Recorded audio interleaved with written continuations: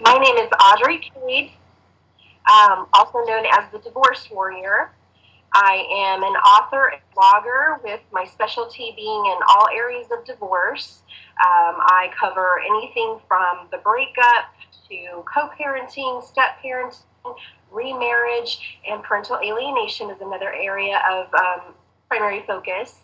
I write for divorcemoms.com, Divorce Force, and Worthy Living, among others. I am very active on Twitter at Divorce Warrior One, and every week on my website, divorcewarrior1.com, I have a podcast that comes out on Wednesdays covering all kinds of topics related to divorce. Well, parental alienation, first of all, just to define what it is, it's just a set of behaviors that happen on a regular basis designed to drive away a child and an ex, or the child's other parent. It can be very subtle. It can be just little comments that really shouldn't be made in front of a child. Maybe in a moment of frustration, any of us that are in a divorce or co-parenting situation may find us making a comment like, "Oh, your dad is so frustrating," or "He's such a hothead and just always loses his temper," or showing maybe too much emotion after an exchange with the ex. And that may seem innocent enough. I think it's just one of those things you catch yourself and you later realize, I shouldn't have said that, because that actually contributes to a negative opinion that the child might form about their other parent. But it can be much more complex and really purposeful than that. It's a form of child abuse because it's a manipulation on a child, which is a very impressionable, developing mind. And it's in effort to make the child, at minimum, feel less towards their other parent, to see them in a poor light, maybe just to think that they're not a very good person, or to feel like they were the perpetrator and the parent who's doing the alienating is more in a victim status.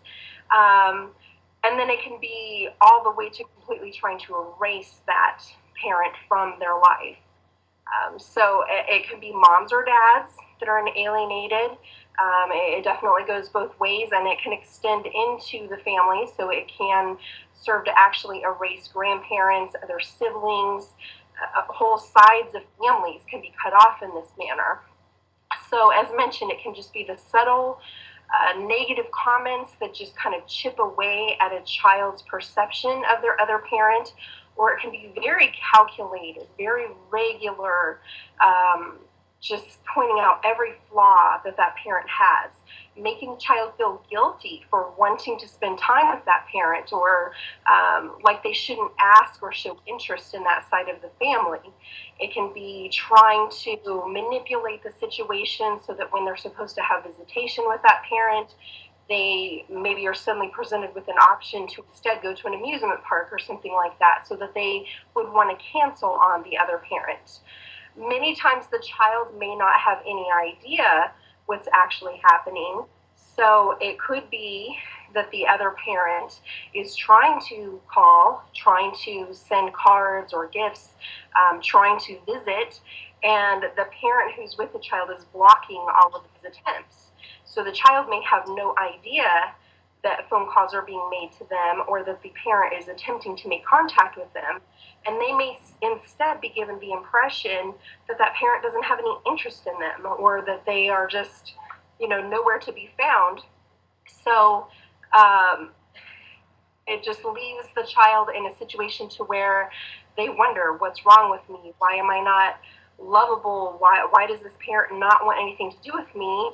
And if that's being enforced or reinforced by the parent also saying, well, your dad or your mom, they can see you whenever they want, but instead, they just choose not to contact you, or they just choose not to visit you, then that just over time builds and builds to where the child forms this complete perception of that parent as being a deadbeat, an uncaring parent that wants nobody to do with them, to the point where they develop their own anger towards that parent and may, by choice, not want to have anything to do with that parent. So it's a combination of things. Usually it's because the parent who's doing the alienating is still harboring some anger at the ex. This may be a way to the ex. It's definitely putting the child in the middle, using the child as a pawn. I'm going to punish you because you're not paying child support the way I think that you should, or I don't like the fact that you have a new partner, or I just want to close the door on that whole relationship that we had together. I want to just almost pretend that it never happened and go on with life and, just take the child along with me. So, it's definitely devastating to the parent who's being alienated, because if they are a loving and appropriate parent that wants to be in that child's life, there's nothing worse than not knowing when you're going to see your child again, or not having a way to get to that child. And then it can be devastating to the child as well. I actually grew up alienated situation in my own family, and so even though I had a stepfather in my life and I had a mother who was active in my life, and by all accounts that should have been enough, that I had a mother and a father figure in my home, I always had this void in me where I wondered, why wouldn't he want to have a relationship with me? Why doesn't he love me? And it definitely contributes to problems that children have later in life, when they have issues with self-esteem. They have problems in their own relationships that they form, because they're always waiting for that person to stop loving them, or they just don't feel good enough. So it's incredibly damaging in that effect too. I don't know if, hopefully that kind of answered in a nutshell what parental alienation itself is. It can look like many different things depending on the person that's doing it and the methods that they're using. There are people who should not be around children, and there are certainly situations not appropriate for a child to be involved with.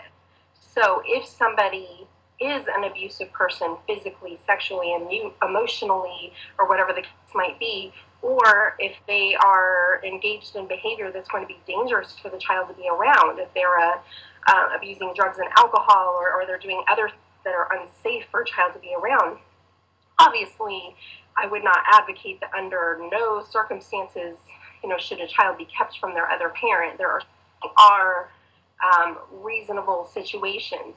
The problem is the term parental alienation gets thrown around, sometimes for good, and sometimes, people will use that as a tool, kind of almost reverse parental alienation to make claims about somebody to the court, to police, child protective services and whatnot, in effort to keep the child from going over there. And in other cases, the parent has a legitimate concern about that. No, we don't want to see a child going into a situation like that. And really, your best recourse is document every one of those concerns. You need to go through the proper channels and show that there is reason for concern. There is a reason why that child should not be allowed into that situation. Otherwise, we have literally thousands of parents and children who are separated from each other, or the alienating parent is, taking out their in that way.